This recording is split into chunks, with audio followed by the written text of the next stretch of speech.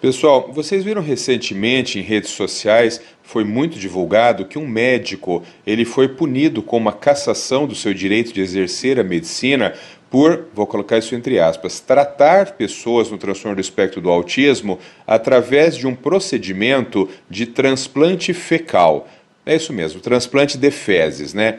Bom, evidentemente que isso é um completo absurdo, não há nenhuma documentação técnica nem científica de que isso faça qualquer sentido. Mas da onde vem essa ideia? Quer dizer, isso aí surgiu na cabeça desse sujeito do nada? Não.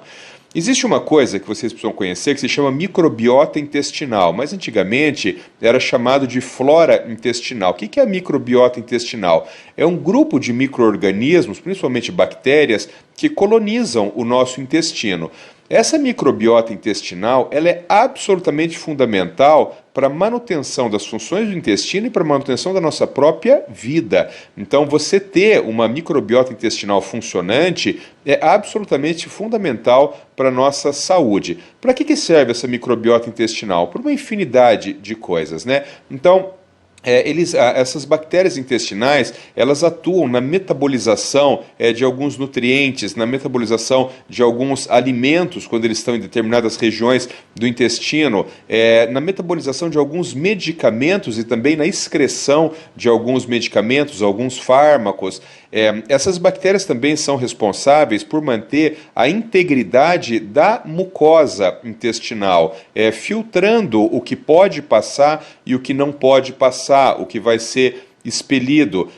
Tem funções também relacionadas ao sistema imunológico, protegem contra outros micro-organismos que poderiam aumentar de número e invadir o nosso corpo através da mucosa intestinal. Então veja, a microbiota intestinal é absolutamente fundamental para a manutenção da vida nos seres humanos. A questão é que alguns estudos, e isso está documentado na literatura, mostram que crianças no transtorno do espectro do autismo podem apresentar uma alteração da microbiota intestinal. O que acontece? As pessoas que, fantasiosas, né, elas dizem o seguinte, tá vendo? São essas alterações intestinais que provocam o transtorno do espectro do autismo. Gente, não tem nada uma coisa a ver com a outra. A lógica é totalmente inversa. Então, há alguma questão no transtorno do espectro do autismo que provavelmente altera a microbiota intestinal. Talvez alguma questão desobstrutiva, talvez alguma questão alimentar. Então, a lógica não é que a alteração da microbiota intestinal provoca o autismo, é que pessoas autistas têm uma alteração da microbiota intestinal de modo secundário. Portanto, você tirar fezes de uma pessoa saudável e injetar fezes numa pessoa que tenha qualquer transtorno, síndrome ou doença, não vai trazer benefício absolutamente nenhum.